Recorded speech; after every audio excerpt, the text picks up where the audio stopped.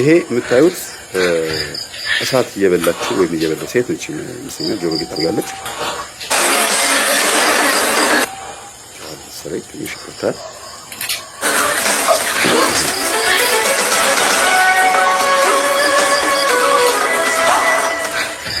ኮፒራይት እንዳይገኝ ያራጥፋው። አው እንግዲህ ይሄ ፍም እሳት እየተበላ ነው። ይሄን የሚያረጉ እናቶች ያሏችሁ ልጆች እማዬ እንዴት አደረግ ነበር ብላችሁ ጻፉ። ወይም ጎረቤት ያሉት ወይም አያቴ ወይም ደግሞ ማቃት ዘመዴ እማቃው ዘመዴ ብላችሁ ጻፉ እስቲ።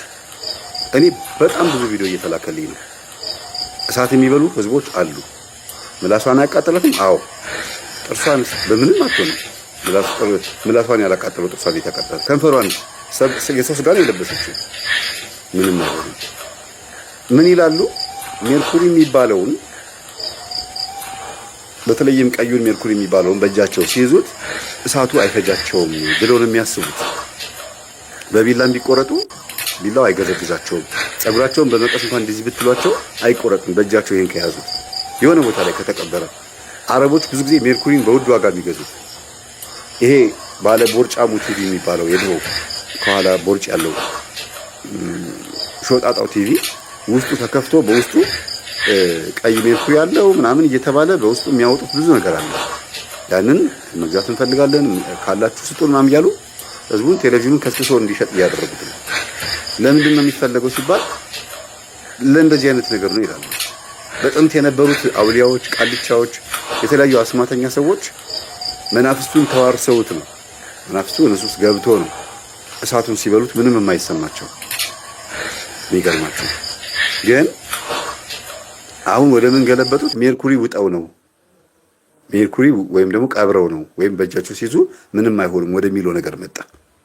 ይሄን ቪዲዮ ያገኘሁበት ቦታ ላይ ያየሁት ኮሜንት ይሄን ነው እና የትምጩ ዱቄቱን አምጮ ነው። እሳት የሚበሉ እናቶች አሉ። አዎ ደሃዎች እናቶቻችን፣ ምስኪኖች እናቶቻችን ያ ውድ የሆነውን የአይን ጠብታ የእንባ ጠብታ የምታክል ጠብ የምትለዋ ሜርኩሪ እንኳን በሚሊየን ብር ነው የምትሸጠው። እና እናቶቻችን እሱን ውጠው ነው ከየት አግኝተውት እሳት የሚበሉት? ምድጃቸው አጠገብ ቁጭ ብለው ቡናው እየተቆላ ከሚቆላው ቡና ላይ ዘገና አድርገው እያሉ ይበሉታል። እሳቱን ፍሙን አንስተው ልክ እንዳሁኑ እንዳያቸዋል ይበሉታል። ያው እሳቱን እየበሉት ነው። ሶፍቱን እንዴት እንደሚበላው ተመልከቱ፣ እዩት። ይሄን እሳት የማን ልጅ ነው የሚያለቅሰው? እሺ ስለዚህ እናቶቻችን ምንም ሜርኩሪ አግኝተው አይደለም፣ ምንም አይነት ነገር አግኝተው አይደለም። ያው ይሄን ፍም የሆነውን እሳት ፖዝ አድርጌዋለሁ። የሚበሉት እንደተባለው አይደለም፣ ውሸት ነው። በመሰረቱ እውነት ደጋግሜ የምነግራችሁ ነገር ደሃ እናቶቻችን እሳቱንም አመዱንም የተቆላውንም ቡና የሚቅሙት በመናፍስት ትእዛዝ ነው። መናፍስት አዟቸው ነው። ከግድግዳ የሚጋጩ ፔሬዳቸውንም ከቡና ጋር ቀላቅለው ይጠጡ ታዘው ነው። በጣም ብዙ አይነት ነገር ነው እየሰማኝ ቀፋፊ የሆነ ነገር። ቤት ያልሸፈነው ጉድ የለም። አንዴ እንጦጦ ማርያም ተራራ ላይ ወጣሁና ቁጭ አልኩ። ዝም ብዬ ብቻዬን በቃ ቁጭ አልኩኝና አቤት በዚህ ጣራ ስር ያለ ጉድ አልኩኝ። ብዙ ገጠመኞችን ወደ አላሰብኩኝ። እዛ ሰፈር በአይኔ በቦታው ማስታውሰው ማለት ነው። ተውት ባላስታውሰውም በአይነ ህሊኔ የት ሰፈር እንደገባው አይኔን ገለጥ ሳረገው ሰፈሩ ፏ ብሎ እግዚአብሔር እንዴት እኛን ከላይ እንዴት እንደሚያየን ለማየት ሞከርኩ። በፕሌን የምትሄዱ ሰዎች እስቲ ከተማዋን ይዋት። በጣም ጥቃቅን ደቃቃዎች ነን። ኢቭን አይደለም ሰው ቤቶቹ ራሳቸው ትናንሽ ናቸው እንኳን ሰው ሊታይ እና በዚህ ልክ አናሳ አይሆንን ከመሬት ምንም ያህል እንኳን ከፍ ያላልን ፎቅ ምንሰራም እንኳን ደመናው ጋር መድረስ ያቃተን ሰዎች እግዚአብሔርን በስርዓቱ ማምለክ አቅቶን ስንት ፍርድ የሚያስፈርድ ስራ እየሰራን እንዲህ አይነት ጉድ ተሸክመን ከእያንዳንዱ ቤት ጣራ በታች አቴቴ ጨሌ ያስጣልኳቸው ሰዎች ቤት አስባለሁ በተደጋጋሚ። ስንቱ ቤት ገብቼ ጨሌውን እንዳስጣልኳቸው እንዳቃጠልኩኝ ለማሰብ ሞክርና ሁሉም ማተባሳሪ ነው፣ ሁሉም ተዋህዶ እምነት ተከታይ ነው፣ ሁሉም ነጠላ ለባሽ ነው፣ ሁሉም ታቦት ሲመጣ ታቦት አውጥቶ አስገብቶ ተመስገን ብሎ ልል ብሎ የሚገባ ነው። ግን ሁሉም ደግሞ በቤቱ ኮተት አለ። ለምን? እንዴት እስከዚህ እስከ ሰለጠነ ዘመን ድረስ ይሄ ነገር እንዴት ሊደርስ ቻለ? እንዴት ቤተክርስቲያን ይሄን ነገር በዘመቻ አላጠፋችሁም? አውጦ ጨልዮም ብላ ሁሉንም ክርስቲያን እንዴት አላዘዘችም? ለምን አላስተማረችም ብዬ ጥያቄ ይፈጥርብኛል። ለምንድን ነው ዝም ያለችው? የዝምታው ዘመን ምንድን ነበረ? ውጤቱ ምን ነበረ ብዬ ስል አሁን ይኸው ለምንፍቅና ነው ውጤቱ። የዝምታው ዘመን የሆነ ጸጥ ያለ ዘመን ነበር። 400 ዓመት ታስታውሳላችሁ? በቤተክርስቲያናችን ካላንደር አቆጣጠር የዝምታ ዘመን የሚባላል 300 ነው 400 ዓመት ጸጥ፣ ምንም አይነት ታሪክ ያልተጻፈበት ምንም ያልተዘገበበት ዘመን አለ። የዝምታው ጊዜ ብላችሁ እስቲ ጠይቁ አባቶቻችን፣ በተለይ የተማሩትን። ከላይ ሆናችሁ ዝም ብላችሁ ተራራ ላይ ያላችሁ ሰዎች፣ የሆነ ቦታ ላይ ያላችሁ ዝም ብላችሁ መንደሩን ተመልከቱና በአይነ ህሊናችሁ ጓዳ ግቡ፣ በየሰፈሩ ግቡ። ብዙ አይነት ጸብ፣ ብዙ አይነት አምልኮ፣ በጣም ብዙ አይነት ጭቅጭቅ ውስጣችሁ እስቲ እንዲመጣ ፍቀዱለትና አስተውሉት። እግዚአብሔር እኛን እንዴት እያየን እንደሆነ ደግሞ ለማሰብ ሞክሩ። ከላይ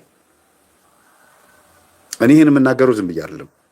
እናቶቻችን እቤታቸው ውስጥ ቁጭ ብለው ብቻቸውን ሰይጣንን ሲያመልኩት፣ ቡና ሲያፈሉለት፣ ልጆች ትምህርት ቤት ሄደው ከጎረቤት ጋር ቡና ሲጠጡ ምን ሲሉ፣ ልጆች ትምህርት ቤት ከጨረሱ በኋላ አጠቃላይ ትምህርት ውጤት 12ኛ ክፍል ተፈትነው የሚሆኑ ብቻ ኮሌጅ ከጨረሱ በኋላ እነሱ ልጆቻቸው ሕፃን እያሉ ቡና እያፈሉ ሲካድሙት የነበረው መንፈስ ውጤቱን ልጆቻቸው ካደጉ በኋላ ያዩታል። አገር ሲያፈርሱ ከሆነ ውጤት ነው። አገር ሲገነቡ ከሆነ ውጤት ነው። የጸሎት ውጤት ነው። በብሔር ሲያጣሉ ከሆነ ውጤት ነው።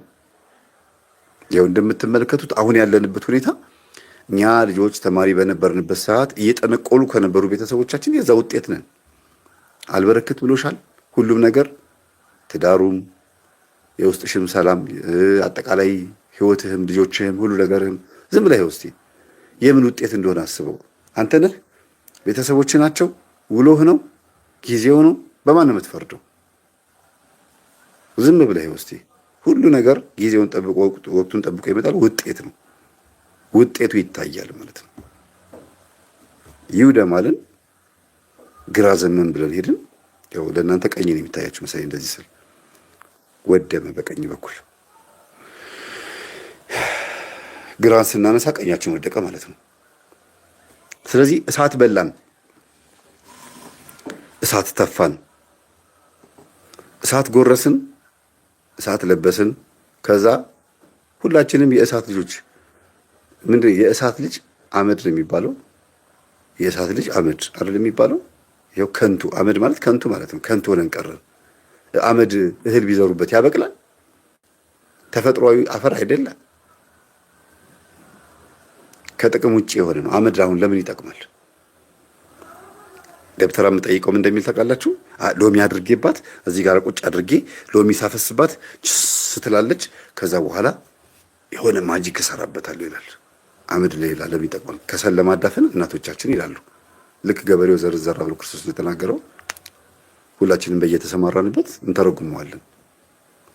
በእኛ ህይወት ውስጥ ግን አመድ ቦታ አለው ከተባለ ምንድን ነው አመድ አፋሽ እንደሚባለው ታውቃላችሁ? የማይጠቅም ነገር ማለት እኮ ነው። ከንቱ እንደሆነ ሲናገሩ አባቶች አመድ አፋሽ ሆንኩኝ ይላሉ። የእሳት ልጆች ስለነበርን እሳት ስለበላን አመድ አፋሽ ሆነን። እሳት ስለበላን ከባድ ነው። እግዚአብሔር ይቅር ይበለን።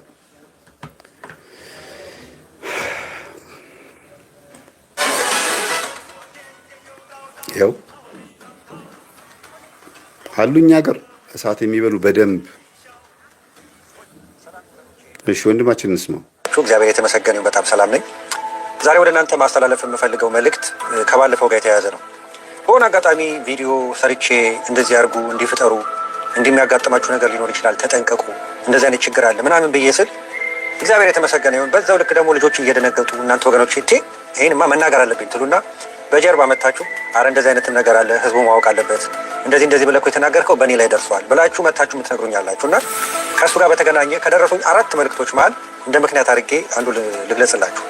ትዝ ይላችሁ እንደሆነ ባለፈው መናፍስት ከሚጎትቱ ህዝቦች ተጠንቀቁ፣ በተለይ ናይጄሪያውያንን እንዳታምኑ ብያችሁ ነበር ካስታወሳችሁ። እና ከእሱ ጋር በተገናኘ ከኮንታክት ካደረጉኝ ሰዎች ውስጥ መካከል አንዲት እህት በጣም በርካታ ነገር በፕራይቬት አወራን ነገረችኝ እና ያው ኦልሬዲ የሚታይ የሚዳሰስ ነገር ስለሆነ በዚህ ጉዳይ ላይ ሌሎቻችሁም እንድትጠነቀቁ ትንሽ ነገር ልበል።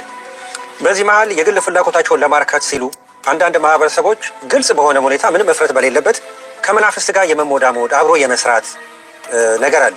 ይህ ጉዳይ በሀገራችንም ከጥንት ጀምሮ የመጣ ቢሆንም ትንሽ የሆነ የማፈር ተደብቆ ነገሮችን የማድረግ ነገር ስላለ እስቲል ከስር ከስር እንደምስጥ ገዝግዞ ቢጥለንም አሁንም ድረስ የመፍራት ነገሮችን በግልጽ የማድረግ ነገርን ያለመዳፈር አለ ጉዳዩ ግን ያለመዳፈር ነገር አለ። ለምሳሌ ይህን ቪዲዮ ተመልከቱ። በዚህ ጉዳይ ናይጄሪያውያን ግልጽ ነው፣ ምንም የሚደባበቁት ነገር የለም እና ገበያ ለማምጣት እንደምትመለከቱት ይህ ጠንቋይ የዚህን ሾፕ ገበያ ለመሳብ ምን እያደረገ ነው? እነዚህ ትናንሽ አሳዎች አሉ። መናፍስት ነገሮችን የሚሰሩት በምሳሌ ነው። አንዳንዴ እነዚህ ትናንሽ አሳዎችን ዙሪያውን ይደረደርና መሀል ላይ እሱ እዛ ያብኳካውንም የደገመበትን ነገር አምጥቶ ያስቀምጣል ማለት ነው። አሳዎቹ ማለት ምሳሌያዊ ነው፣ ከስተመር ማለት ነው። መጥተው ያን ነገር ክብብ አድርገው ዙሪያውን ከበው ሲመጠምጡ እንደማለት ነው እና ባህር ውስጥ አይታችሁ ከሆነ በግሩፕ የሚሄዱ አሳዎች አሉ። በጣም ትናንሽ ናቸው እና እነዚህ አሳዎች አንድ የሚንቀሳቀስ ነገር ካገኙ ብጭቅጭቅጭቅ እያደረጉ አጽሙን ነው የሚያስቀሩት። በጣም ይገርማችሁ። ልክ እንደዛ ሁሉ የነዛን አሳ ምሳሌ በማድረግ በእንደዚህ አይነት መልክ የገበያ ተብሎ ይዘጋጃል ማለት ነው። ይህ ኢትዮጵያ ውስጥ አለ፣ በትክክል አለ። ሰሪውም አሰሪውም ግን በተሻለ አቅም ተደብቀው ነው የሚያደርጉት። በዚህ ጊዜ የጸሎት ህይወት የሌለው፣ የጾም ህይወት የሌለው፣ የስግደት ህይወት የሌለው አንድ የዛ ሄዶ ከገዛ በኋላ የማያስፈልገውንም ነገር ሄዶ ከዛ ይገዛል ማለት ነው። ይህ ደግሞ የምትመለከቱት በሴንትራል አፍሪካ እንግዲህ እግረ መንገዳችንን ጂኦግራፊ እናውራ። አንዳንዴ እንግዲህ ትንሽ አንዳንድ የእውቀት ችግሮችም እንዳለ ስለምንረዳ በዚህ በማዕከላዊ አፍሪካ ውስጥ ቻድ፣ ቤኒን፣ ቦርኪና ፋሶ ምናምን የሚባሉ ሀገሮች አሉ። ናይጄሪያ ትንሽ ወደ ላይ ከፍ ብትን ነው ወደ ምዕራብ እና እነዚህ ሀገራት በግልጽ ነው ከመናፍስት ጋር የሚሞዳሞዱት። በግልጽ ነው፣ በቃ አፍረት የለም። እንደ ጠባቂ መልአክ ነው የሚያዩት፣ ይህን የተዋረደ መልአክ እና አንዳንዱን ለትርኢትም ለሰርከስም ይጠቀሙባቸዋል። አሁን ይህንን ተመልከቱ። ይህንን የመሰለ ልክ የሳር ክምር ነገር ውስጡ እንደምታዩት ምንም ነገር የለም። ተመልከቷት። እቺ ትንሽ የሙዳ የመሰለች ነገር አሁን ምንድነው ከኛ ሀገር ጋር አሰራሩ ይገናኛል። አሁን ለምሳሌ እኛ ሀገር አቴቴ ጨሌ የሚጠቀሙ ሰዎች ባልጩት ይወዳሉ፣ ጨሌ ይወዳሉ። ተመልከቷት እቺን ትንሽዬ ነገርና እቺ መናፍስቱን ኮሚኒኬት የሚያደርጉበት መንገድ ነውና መናፍስቱ ይሄንን ጎጆ ቤት የመሰለ ነገር ተሸክሞ ለመሄድ ለሱ በጣም ቀላል ነው። ምንም በቃ ይስቅብናል ጨምሮሉ። አይ እነዚህ ጅል ያዳም ልጆች እያለ ይስቅብናል ማለት ነው። እሱ በጣም ቀላል ነገር ነው የማንቀሳቀስና ግን ምንድነው ግብር ይፈልጋል። ተረዳችሁ? ሁሉ ነገር በግልጽ ነው፣ በቃ አይተፋፈሩም። ስለዚህ ቤኒን፣ ቻድ፣ ናይጄሪያ፣ ጊኒ የሚባሉ ሀገሮች ከመናፍስት ጋር የሚሞዳሞዱት በግልጽ ነው። ሌላ ደግሞ ይሄንን ቪዲዮ ተመልከቱ። ይሄ እዚህ ጋር ምን ትመለከታላችሁ? እቺ በእኛ ሀገር ቅድም ብያችኋለሁ ከአቴቴ ጨሌ ጋር በተገናኘ ነው። እዛ ደግሞ እንዴት እያደረገ እንዳኝኝኝ እንደሚያደርጋቸው ተመልከቱና እኔ አንዳንዴ በስላሴ ስም ሳቄ ነው የሚመጣው። ስለዚህ ምንድነው በአጭሩ ህዝቤ እውቀት ከማጣቱ የተነሳ ጠፍቷል የሚባለው ለዛ ነው። ስለዚህ አሁን ባጭሩ እንዴት ነው እኛ መጠንቀቅ ያለብን ብላችሁ ስትሉ በተለይ ሽር ብትን ብላችሁ ሽቅርቅር ብላችሁ የምትወጡ ሴት እህቶቻችን በተለያየ አጋጣሚ ህይወትን አሸነፍ፣ ገንዘብ አገኘው፣ በአቋራጭ አለፈልኝ በማለት አንዳንድ ሆቴል አካባቢ ተገትረው የምታገኟቸው አፍሪካዊ ወንዶች አሉ። እነዚህ አፍሪካዊ ወንዶች ከእናንተ ላይ ምራቅ ሊወስዱ ነው እንጂ መጡት እናንተ ከእነሱ የምትወስዱት ነገር የለም። እሺ እቺ እህታችን ኢን ፐርሰን በታ ስታጫውተኝ በሆነ አጋጣሚ በፍቅር ምክንያት ተገናኘን። ምንም ነገር ግን ሳልነካካ ነገሩን ሳጠናው በጣም ይከብድ ነበር አለች። አጠገቤ ሲቀመጥ ሁሉ ክብድ ይለኝ ነበር አለች። ኤግዛክትሊ ያልኩትን ነው። ብዙ ጊዜ እንደዚህ አይነት ሰዎች አይናቸው ልብ ብላችሁ ተመልከቷቸው። አይናቸው ራሱ የኛ የሰው አይን አይደል፣ ወደ ድመትም የሚሄድ ወደ ሬፕታይልስ የሚባል ልክ እንደ እባብ አይነት አይን ነው ያላቸው። ለምንድን ነው? መንፈሱ አብሯቸው ስለሚወለድ እናንተ እነሱ ጋር ቁጭ ስትሉ መንፈሱ በእነሱ አይን ውስጥ ሆኖ ሲያዩዋችሁ እናንተን ክብድ ነው የሚሏችሁ። በቃ ምንም ኮምፈርተብል አትሆኑ። ተረዳችሁ? ስለዚህ በተለያዩ አጋጣሚዎች ትላልቅ ሆቴል አካባቢ ሱፍ አድርገው ምንም አድርገው እንደው ጎምለል ብለው የምታዩዋቸው በጣም ጃይንት የሆኑ ትላልቅ አፍሪካውያን ሁሉም እንደው መጥፎ ናቸው ባልልም በእርግጠኝነት እናገራለሁ 80%ዎቹ ለምክንያት ነው ኢትዮጵያ የሚመጡት። አሁን በተለይ ከዚህ ከኔትወርክ መስፋፋት ጋር ተያይዞ አፍሪካ ውስጥ እንደ ልብ ቲክቶክ ከመስራት ጋር ተገናኝቶ እኛ ኢትዮጵያውያን ላይ የተለየ ፎከስ ያደርጋል። ለምን እንደሆነ ታውቃላችሁ? ልብ ብላችሁ ቲክቶክ ላይ ተመልከቱ። አሁን በአፍሪካ ቆንጆ ሴቶች ማን ነው ተብሎ ሲጠራ ኢትዮጵያውያን ነው የሚባለው። ጎግል ላይ ራሱ ብትጎለጉሉት ትጽፉ ኢትዮጵያን በአንደኛ ደረጃ ነው የሚያስቀምጣት። ገብቷቸዋል? who is the beautiful country in Africa ብላችሁ ጎግል ላይ ብትመቱት አንደኛ ኢትዮጵያ፣ ከዛ እያለ እየዘረዘረ ነው የሚሄደው። ይህ ነገር በአሁኑ ሰዓት በተለያየ ቦታ ናኝቷል። መጥተው ግን ሲያዩን ንቃተ ህሊናችን በጣም ገና ከሆነ ጅልጅል የምንጫወት ከሆነ ይሸውዱናል። በአስማቱም በምኑም እያደረጉ ይሸውቱናል ማለት ነው። ስለዚህ እህታችን እግዚአብሔር ፈቅዶላት መጨረሻ ላይ ልታመልጥ ትችላለች እንጂ ምኑም አያምርም ነበር አለች። እኔ እንደ ጓደኛ ቀርባለሁ ብዬ ስል እሱ የኔን ጀርባ ያጠናል አለች። ቤት እንዳለኝ ምን እንዳለኝ ገብቷቸዋል አይደል? እናንተ እነሱ ጋር ስትሄዱ እነሱ ከእናንተ ምራቃችሁ ነው የሚሰርቋችሁ። ስለዚህ እህቶቻችን የለበሰ ሁሉ የተሽቀረቀረ ሁሉ ትላልቅ ሆቴል ቁጭ ብሎ ወንበሩን ያሞቀ ሁሉ ለእናንተ ይተርፋል ማለት አይደለም። አይናችሁን ክፈቱ። ሁለተኛ የልቦና አይናችሁን ክፈቱ። ስታዩዋቸው ራሱ ክብድ ነው የሚሉት። መዳፋቸው ራሱ ምን ያካክላል? ትልልቅ ናቸው። ይሄ ሁሉ ምንድነው? አብሮ ሌፍሊን የሚባለው ከወደቁ መላእክት ጋር የተወለዱት አይነት ፊሊንግ ነው የሚሰማው። አጠገባቸው ቁጭ ብላችሁ ስትጫወቱ ራሱ ክብድ ነው። እነሱ ላይ ያለው መንፈስ እናንተ ላይ ተጽዕኖ ያሳድራል። ስለዚህ ለሶስተኛ ጊዜ ልድገምላችሁ። ዘንጠውም ሱፍም አድርገው በተለያየ ትላልቅ ሆቴል ቁጭ ብለው ስታዩዋቸው እንደው ያላቸውን እንዳይመስላል። ከእናንተ የተገኘችውን እንዳልኳቸው ነው፣ ምራቃችሁን ራሱ ሊሰርቁ ነው የሚመጡት። ስለዚህ ከዚህ በኋላ ሁለተኛ አይነ ልቦናችሁን ክፈቱ ለማለት ነው። ጨርሻለሁ ዶስቶ። በጣም ይገርማል። ወንድማችን በጣም የገባው ሰው ነው። ኦርቶዶክስ ነው አይደለም ወይም ፕሮቴስታንት አይዶን ነው። እስቲ ጻፉልኝ የምታውቁት ሰዎች። ግን የገባው ሰው ነው። ሌላው ከተናገራቸው ንግግሮች ውስጥ ደግሞ በጣም የሚያስገርመው ነገር እኛን መጥተው ቼክ ያደርጉናል። ከሌላ ሀገር መጥተው የቅዱሳን ሀገር ልጆችን የስንት አባቶቻችን ሀገር በስንት ነገር የተጠራችን ሀገር መጥተው እንደዚህ አፍዘውን ዘርፈውን ሲሄዱ ማየትን የመሰለ ውርደት፣ ከባድ ውርደት የለም። እና ጎሽ ኦርቶዶክስ ነው ብላችሁኛል። እሺ አመሰግናለሁ። ይቅርታ ይሄን ሳላጣራ በመምጣቴ መልእክቱ ላይ ብቻ ትኩረት ስላደረኩኝ ነው። እና ምን አይነት ክርስቲያናዊ ስብዕና ላይ ምን አይነት መንፈሳዊ ስነ ምግባር ላይ ብንደርስ ነው በእነሱ የምንበላው? በወደቀ መንፈስ እኛን ሲጥሉን የማይወድቀው የእግዚአብሔር መንፈስ በእኛ ላይ በ40 ቀን ታተመንበት ቤተክርስቲያን እያለችን ቅዱሳን እያሉን ጠባቂ መላእክት እያሉን ቤተክርስቲያን ባገኘውን አጋጣሚ እየሄድን ምንም አይነት የእግዚአብሔር መንፈስ ባጠገባቸው ሽው ብሎባቸው አልፎባቸው የማያውቁ ሰዎች መጥተው እኛን ተጽዕኖ ፈጥረውብን ዘርፈውን ባዶችን አስቀርተው ተበላው እያለን ቲክቶክ ላይ ስንወጣ ስንታይ ከባድ ነው። ቤተሰቦች ውርደት ነው እና ይበለኝ የሚያስብል ፍዘት ውስጥ ነው ያለ ነው። ምን ሆኜ ነው እስክንል ድረስ ከባድ ነው። እግዚአብሔር ይጠብቀን። ወንድማችን የተናገረው ውስጥ ምንም የምጨምረው ነገር የለም። ተጠንቀቁ፣ ራሳችሁን ጠብቁ።